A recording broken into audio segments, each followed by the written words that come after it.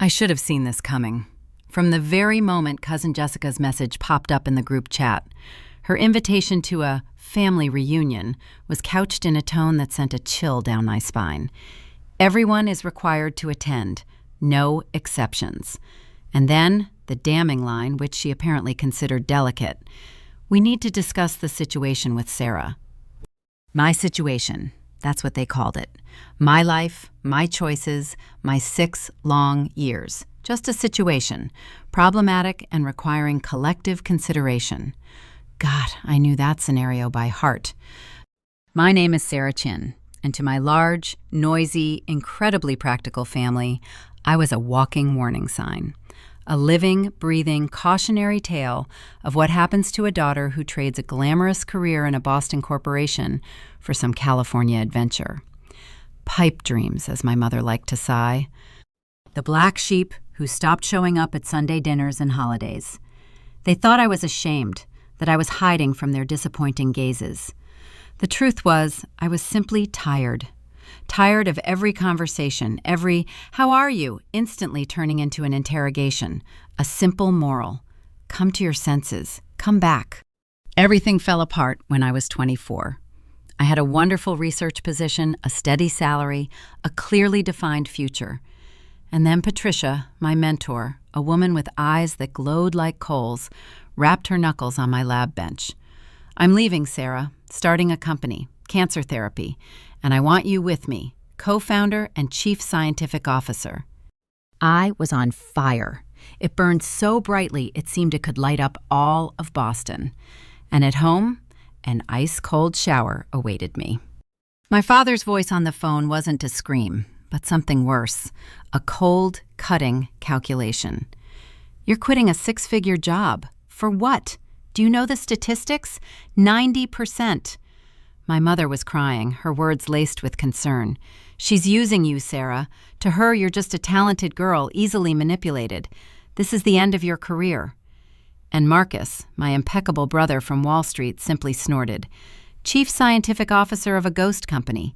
Sounds impressive for someone unemployed." But I left. Clutching a trembling fist, I held on to my faith. In Patricia, in science, in myself. BioNova Therapeutics started with $2 million, a rented hangar on the outskirts of San Diego, and 3 crazy people.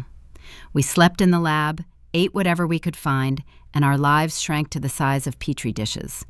I raced around in an ancient Honda, the interior smelling of hope and cheap coffee.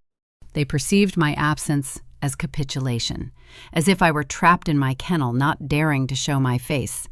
They couldn't even imagine that at that very moment, I wasn't failing, I was building, brick by brick, test tube by test tube. But the greatest, the sweetest, and bitterest knowledge I kept to myself, like a precious, dangerous secret. BioNova wasn't just surviving, we were taking off. First year, Series A funding, $15 million.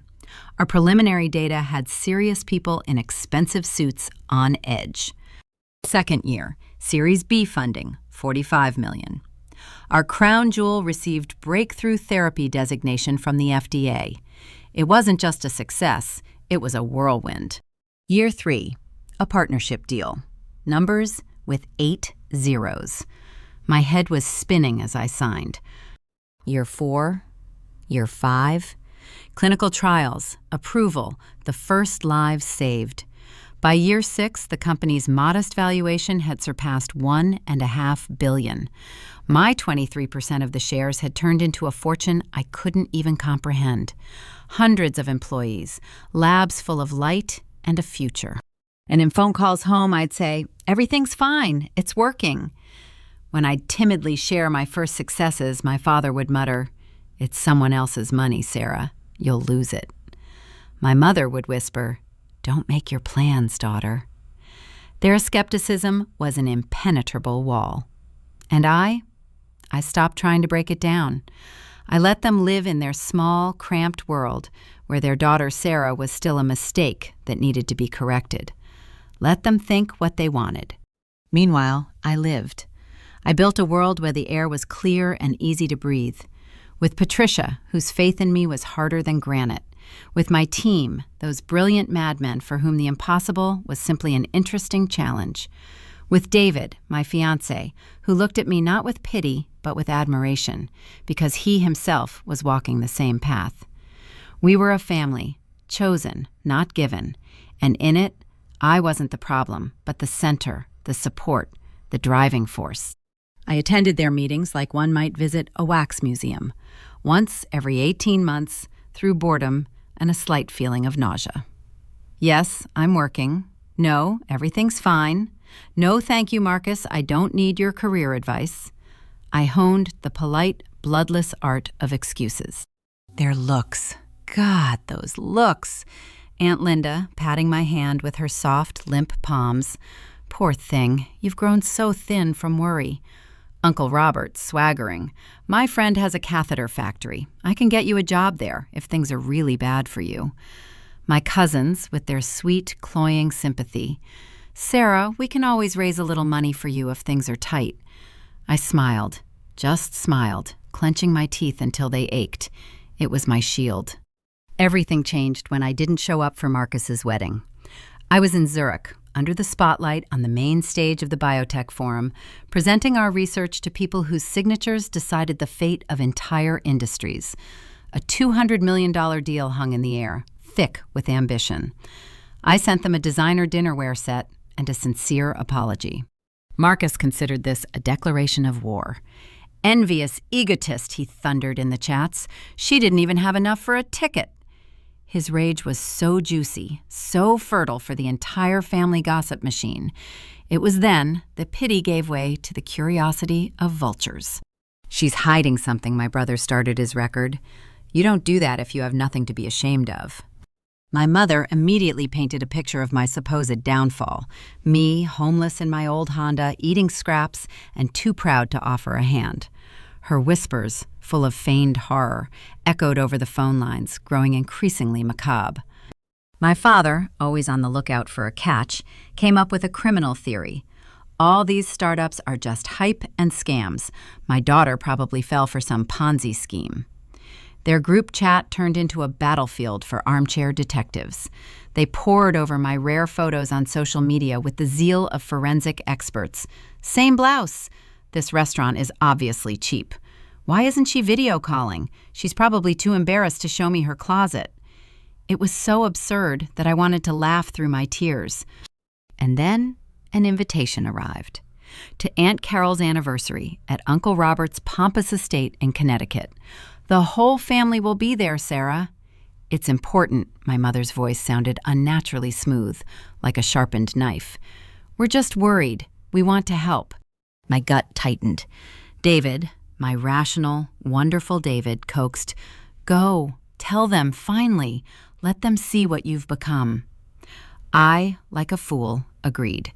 I didn't know they'd already collected $12,000, a neat stack of family savings, and hired a private investigator. Their plan was simple and cruel. Expose my deceitful life at this gala dinner, present evidence of my ruin, and, with a condescending sigh, hand me the money like a lifeline. Marcus was the director of this performance. He was thirsty for triumph. And so I stood on the threshold of this mansion in the Friday twilight, climbing out of my trusty, battered Honda. In simple jeans and a blouse, without a hint of luxury, I had come to congratulate my elderly aunt, not to make excuses. The first evening passed in the echoing hum of strained politeness. Questions, like tentacles, carefully probed my reality. My answers were evasive shadows. I saw conversations fade, felt heavy gazes on my back. Marcus giggled in the corner, buried in his phone. The air was thick with anticipation of the denouement, thick as smog. Something was about to happen. On Saturday morning, I woke not to the sun, but to the vibration of my phone. It shook feverishly on the nightstand. 17 missed calls. 33 messages in the family chat. The last from Marcus, in bold, eye-searing font. Urgent family meeting at 2 p.m. Everyone is obligated. Sarah, this concerns you. We are doing this out of love. It's time for the truth. Out of love. My fingers went cold. I immediately dialed David. They're preparing a manhunt, I exhaled, feeling a lump rise in my throat. A real hunt. Leave, now. Start the car and go. His voice was hard as steel. You have nothing to prove there. I was ready to do just that, pack my things and disappear into the morning fog. But then the landline in the room rang. My grandmother's voice, thin and cracked, whispered straight into my soul. Little one, please come. I don't know what they're planning, but I'll be here. Whatever happens, we're with you. It was because of her that I stayed. Not because of my father's anger or my mother's tears, but because of this frail old woman whose love was never a bargain. I wandered through the vast, well-kept park, trying to muster up the courage. I called Patricia. Her voice was my anchor. They'll try to crush you, she said without preamble. Don't let them. You've built an entire universe. You have no reason to hang your head. I know. I'm simply disgusted by all of this. Then end it, today. Show them the truth, not for their approval, for your own liberation. She was right. I opened my phone and sent 3 quick, blazing messages to my lawyer, to Patricia, to David. The gist of it was the same. The stakes are raised today. Be prepared. At 1:55 p.m., I entered Uncle Robert's living room. The air was still, heavy, and motionless. The furniture was arranged with a theatrical, cruel sense. Rows of chairs for the audience, and one solitary one in the center, right in front of the fireplace, for the defendant. The entire family was already seated, all 23 of them, and next to Marcus, glowing with self-satisfaction, stood a stranger in a formal suit, clutching a leather folder. Marcus could barely contain his triumphant tremors. Well, since everyone's here, Uncle Robert began, but I interrupted him, pausing in the doorway. What kind of show is this? My voice sounded surprisingly calm. Mom stood up. Tears glistened in her eyes. Whether they were artistically contrived or genuine, I couldn't tell. Darling, we're so worried about you. You've become distant. You're not telling us anything. We're in the dark. And that's why you've set up surveillance, I stated. My father stepped forward, assuming a judicial stance. We want to get to the bottom of this because we love you. How can we help without knowing the whole picture? Marcus couldn't contain himself. He blurted out, addressing everyone like a prosecutor. We raised $12,000. We hired the best. Ex-FBI. He's been digging for 2 months. His gaze, full of hateful triumph, pierced me. Stop lying, Sarah. Everyone, it's time. The room grew so quiet you could hear a bird chirping outside the window. Detective Mr. Morrison winced. Sir, I strongly recommend... No, Marcus snapped. Let everyone hear. We've been lied to for years. Everyone deserves the truth. Mom nodded, wiping her cheek with a handkerchief. We just want to save you, dear. My gaze slid over their faces. Fear, curiosity, a thirst for spectacle. Cousin Jessica covered her phone with her hand, but the red camera light glowed like the eye of a cyclops. Well then, I took a step forward to that very chair. Excellent, I said quietly, and the silence swallowed my voice. Let's hear Mr. Morrison. And I sat, upright, without a tremor, ready not to listen to the verdict, but to fight. Morrison clicked the lock on his briefcase. The sound was loud as a gunshot in the ringing silence. He pulled out 2 folders. One was substantial. The other was massive, as if it held the weight of the world. Mr. Chin Jr. hired me for a thorough investigation. His voice, low and deliberately emotionless, filled the room. As a former agent, I adhere to protocol.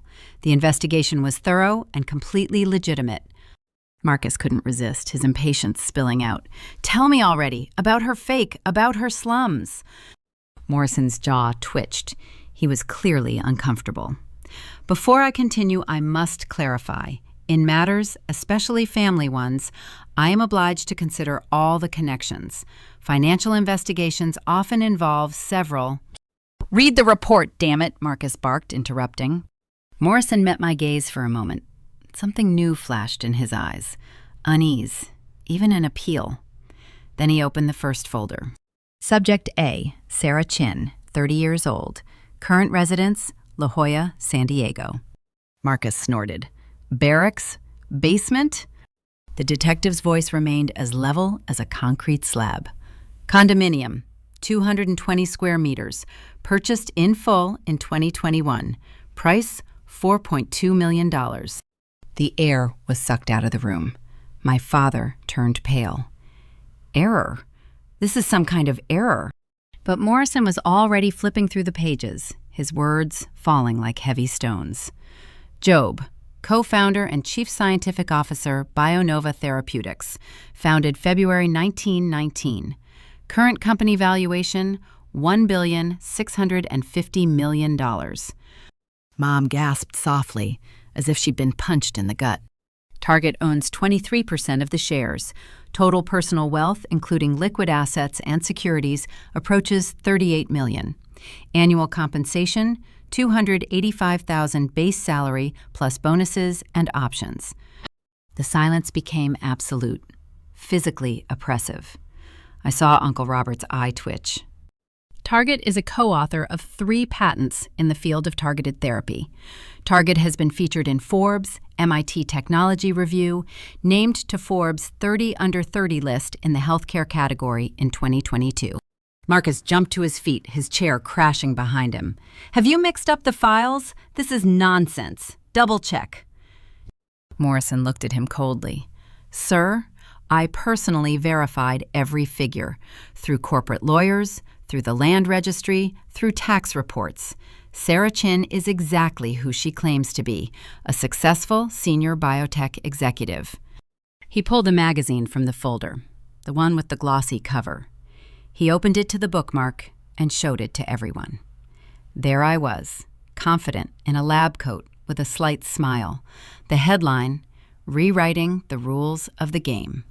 Aunt Linda, the same one who had shaken my hand with pity yesterday, cried out, "Oh my God." But Morrison wasn't finished. He slowly, almost theatrically, closed the first folder. He picked up the second one, the thicker one, which seemed heavier. His face hardened, the professional mask cracked, revealing something hard, almost angry. However, in accordance with protocol, I also investigated the subject's financial relationships with family members. What I discovered raises serious questions. Marcus's gaze, a moment ago wild with rage and disbelief, suddenly clouded. A primal, animalistic anxiety flared within him. What do you mean?" he choked out, and for the first time that evening, his voice sounded not like an accuser, but like a potential defendant. 6 years ago, when Sarah Chin left, Morrison's voice cut through the silence with a razor-sharp fact. She was left with a joint account with her parents and a trust set up by her grandmother. It was managed by Uncle Robert Chin. Uncle Robert, the pillar of the family's wealth, turned abruptly pale, as if the blood had been drained from him. These accounts were never closed. My legal inquiries with the banks show systematic, unauthorized withdrawals over the past 6 years. Mom jumped to her feet, clutching the back of her chair. "What are you saying?" Morrison opened the second folder. The pages rustled like autumn leaves. $147,000 were withdrawn from the account into which Sarah continued to deposit money, probably believing it was accumulating, and not a single transaction was authorized by her. Her father flushed. Wait! $233,000 were illegally withdrawn from a trust fund, the detective continued, his voice tinged with steel, intended solely for Sarah's use and requiring the trustee's approval for any disbursement. The funds were diverted to various family members, without the knowledge or consent of the beneficiary. Uncle Robert rose unsteadily. These were loans, family loans, damn it. Loans require documentation, sir, and the consent of the person whose money it is. I didn't find any, Morrison snapped, but I did find systematic financial exploitation. He pulled out the papers and laid them out on the table like evidence. Withdrawals from the joint account were made by Marcus and Catherine Chin. Payments from the trust were authorized by Robert Chin, and the beneficiaries are listed as himself, Marcus, and Carol Peterson. Aunt Carol, the birthday girl, screamed as if she'd been slapped. The total amount of illegal withdrawals over 6 years is $380,000. Morrison peered at them over his glasses. Under federal law, this falls under the definition of wire fraud. Each such transfer is a separate felony. Something exploded in the room. "This isn't stealing," Mom screamed, her face contorted in horror. "She's family. The family money is shared." "She abandoned us," Marcus screamed, shaking with rage. "She owed us." Uncle Robert backed toward the exit, muttering, "A misunderstanding. I had the authority." "You had the authority to manage funds for Sarah's benefit," Morrison retorted coldly, "not for your own. The trust documents are unequivocal." I sat, absorbing this information. $380,000. They had secretly siphoned $380,000 out of my life, all the while calling me a pauper, pitying me, spending $12,000 on a detective to prove I was a fraud. The irony was so bitter it tasted like copper in my mouth. I rose slowly. My knees didn't shake. "Sarah, honey, we can explain everything," Mom choked, her tears now 100% real. "We thought you were in trouble. We thought—" "Did you think you could use my money to help yourself by telling everyone I was living in my car?" I asked so quietly they had to stop talking to hear. I turned to Morrison. "Thank you. I'll need copies of all the documents." "Of course, Ms. Chin. I also felt it necessary to forward my findings." And then we heard the sound of cars. Not just one, several. A sharp stop on the gravel driveway, doors slamming. Morrison glanced at his watch. "I think that's them." Uncle Robert rushed to the window and pulled back the heavy curtain. "Oh my God. No." Marcus grabbed the detective's sleeve wildly. "What have you done?" Morrison calmly freed himself. "As a former agent, I'm still obligated to report crimes. Having discovered evidence of financial fraud during the investigation, I was legally obligated to notify the appropriate authorities. I contacted the FBI's Financial Crimes Unit 3 days ago." The doorbell rang. Clear, demanding, breaking the panicked whispers in the room. Uncle Robert, as if automatically, reached for the handle. 6 people stood behind the door, 2 in formal suits, 4 in tactical gear, their gazes like icy scanners. "Robert Chin, Marcus Chin, Catherine Chin, you need to come with us." The next half hour was pure, uncontrolled chaos. Mom collapsed on the floor, her sobs high-pitched and hysterical. Dad froze, like a monument of ash, his face a sallow gray. Marcus rushed to the back door. 2 were already waiting for him there, blocking the entrance with their broad shoulders. "This is madness," he croaked as the cold steel of the handcuffs snapped around his wrists. "You don't arrest a family for their money." "Wire fraud, sir." The agent's voice was as level as the horizon. "Multiple counts. Conspiracy. Up to 20 years each." Uncle Robert choked, pleaded, turning to me. "I'll give it all back, every cent. Sarah, tell them it's a misunderstanding." I stood, watched.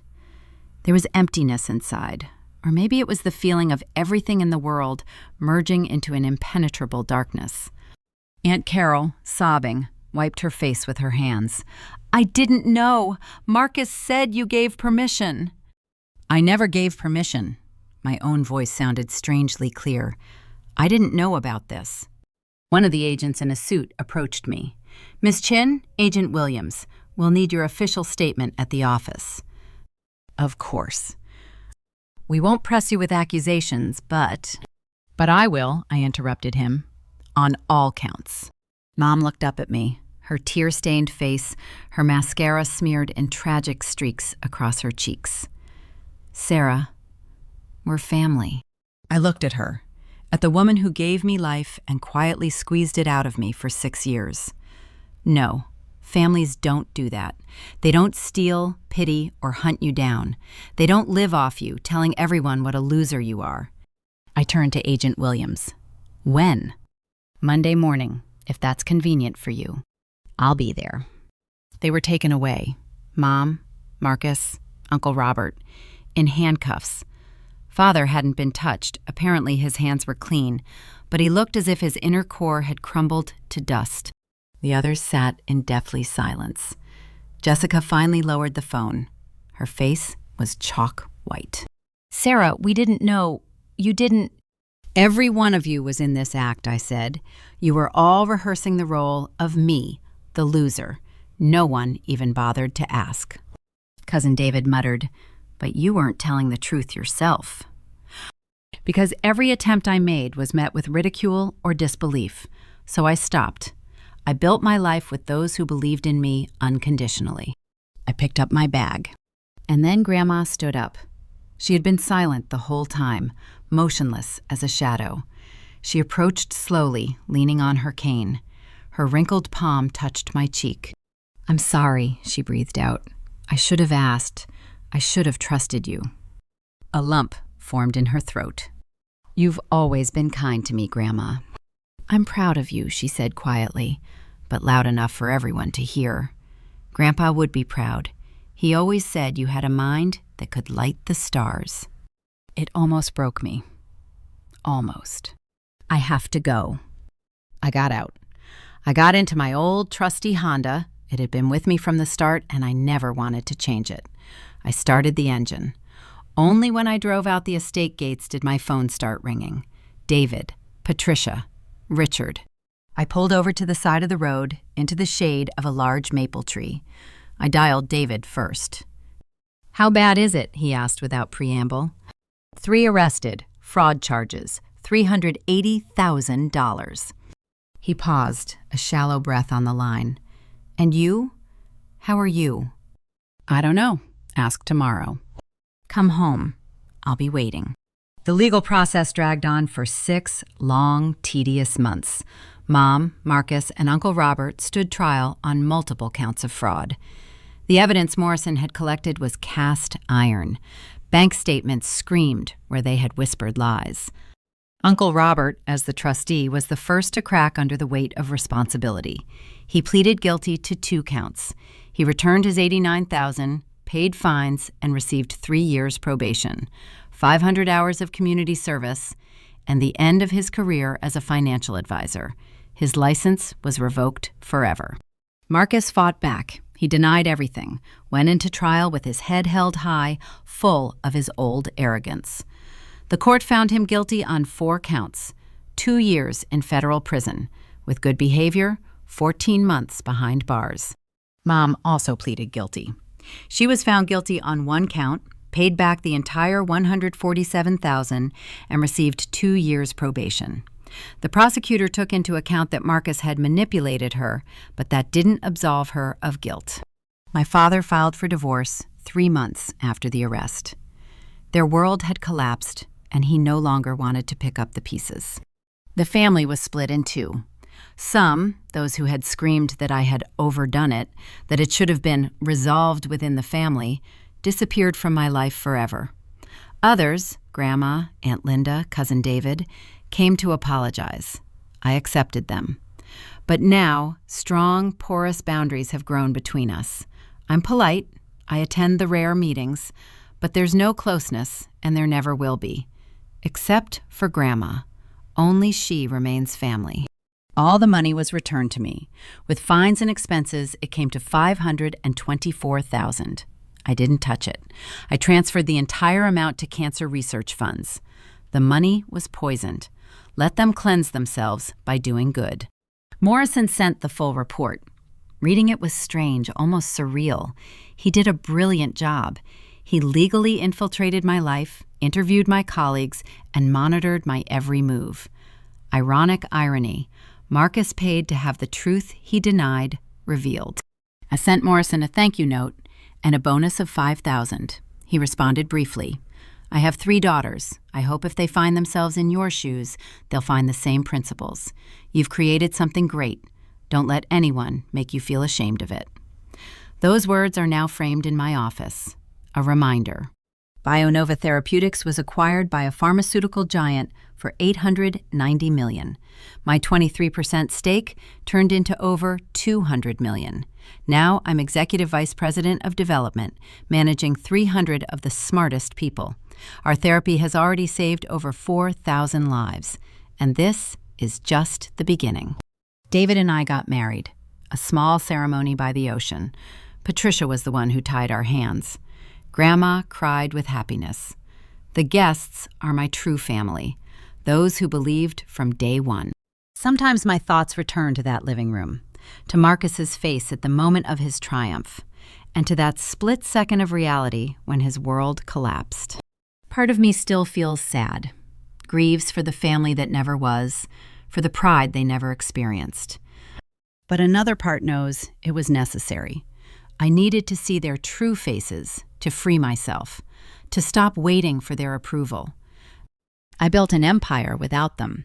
I save lives without their support. My success is despite their faith, not because of it. And that's okay. I don't need their confirmation. I never have. Last week, a letter arrived from Marcus, from prison. 8 pages of justifications and self-flagellation.